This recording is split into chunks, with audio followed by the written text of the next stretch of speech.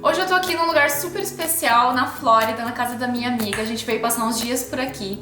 Eu falei, vamos gravar uma receita deliciosa, porque tem uma receita que toda vez que eu venho aqui eu peço pra ela fazer, que é muito, muito gostosa. Eu vou compartilhar hoje com vocês a receita de arepas. Essa aqui é a Ruth. E a gente vai falar em inglês nesse vídeo porque eu não falo espanhol e ela não fala português, então a gente vai falar em inglês, mas vai ter todas as legendas aí pra vocês. Eu gostaria muito de compartilhar esse vídeo com vocês porque essa receita é muito incrível. Ruth, do you want to tell us a little bit about the recipe? Yes, today we're going to be making arepas. Arepa is a very Venezuelan Colombian dish. We use it for a variety of meals. We have it for breakfast, lunch, supper. Really the recipe stays the same. The only thing that changes is the toppings you put inside of it. It's almost like a little pocket that you stuff it with yumminess. So I'm very excited to be able to share this. I was born and raised in the country of Venezuela. I've been living here for a while, but arepas are a little piece of me that I get to bring with me, and really makes me feel like I'm there when I eat them.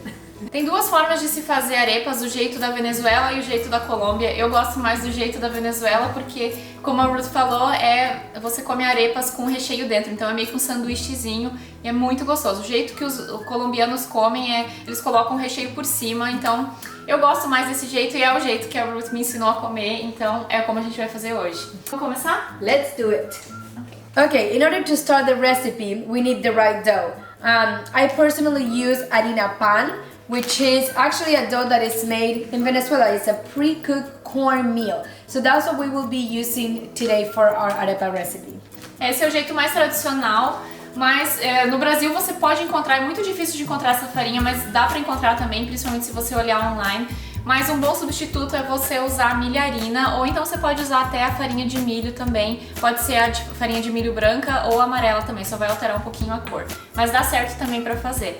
Só que se você encontrar essa massa pan, aí é muito melhor, porque é o jeito bem mais tradicional. We do have to have a word of caution. This is what happens when you eat too many arepas. The first thing we do, we start with warm water. We want to make sure that it's not too hot or not too cold. This is not a really traditional way, but in my family we actually use milk and water. We used about 3 cups of milk and 4 cups of water. Like I said, it's not traditional, but it's what we do just to add a little bit more of flavor and make the dough a little bit smoother. We used a little bit of salt to season this. In order to put in the dough, we want to do it slowly, so that way it doesn't clump up. Okay, so tell me how much you want to start. It's gonna be like a little drizzle of rain, and you just knead as it gets poured in. Another thing that we want to keep in mind is we want to use a bowl that is not too deep. We want to make sure that it's wide and kind of shallow. That way it's a little bit easier for us to avoid the clumps. That's a good tip. What's interesting is that this recipe, like, it's really hard to get the measurements, right? Because in your family, you always eyeball it, right? Mm-hmm. Even this morning when I was trying to get the recipe, and I called my dad and he's like, you know, we just do it with our eyes and how it feels. But it's not hard because it's just a few ingredients, so it's not hard at all. Well, this is already looking yummy-licious. Yeah, it's getting thicker. If you want to lose weight in your fingers, this is the way to do it. No weight in your fingers. So I think we use like about 1 kilo of dough, right? 1 kilo of flour for roughly 7 cups of liquid.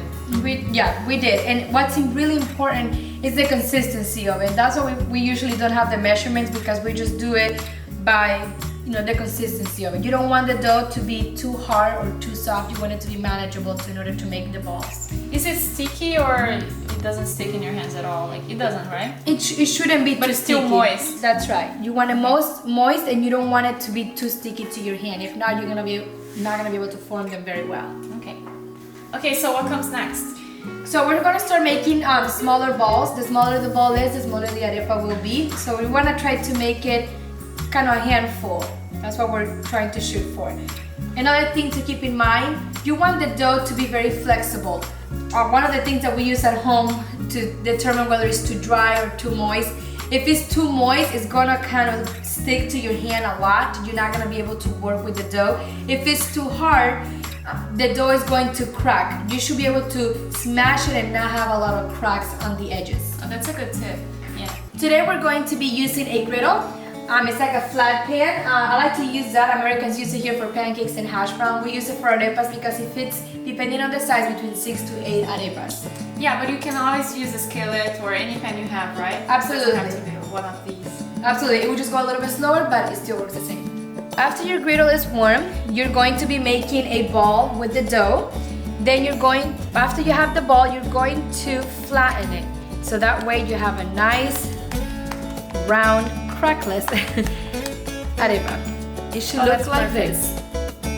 Enquanto o Ruth está fazendo aqui a massa da arepas, eu vou picando os ingredientes que a gente vai usar para o recheio. Aqui eu vou começar com 3 tomates que eu vou cortar em rodelas. Super simples, você pode usar o recheio que você tiver em casa, o que você preferir. So when they're in the griddle, you want to flip them when they look golden like this. We flip them and then we flip it to the other side, leave it there, and then we put them in the oven for the final step.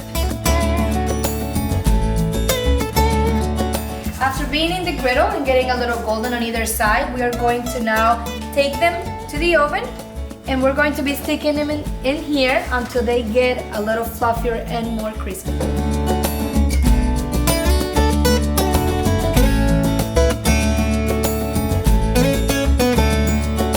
Now we're ready to eat, right? Let's eat outside. Alright, let's do this. We are ready for this.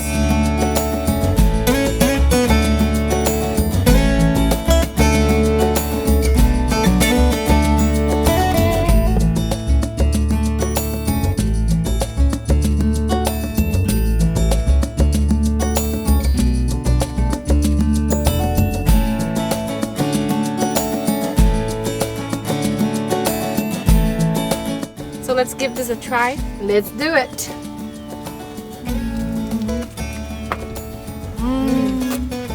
Yummalicious.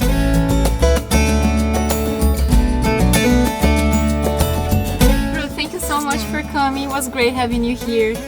Vocês precisam fazer essa receita, postar a sua foto com a hashtag Vai Comer O Que lá no Instagram. Se inscreve aqui no canal se você ainda não é inscrito e a gente se vê no próximo vídeo. Dá joinha se você gostou desse vídeo e até o próximo. Tchau! Happy New Year's!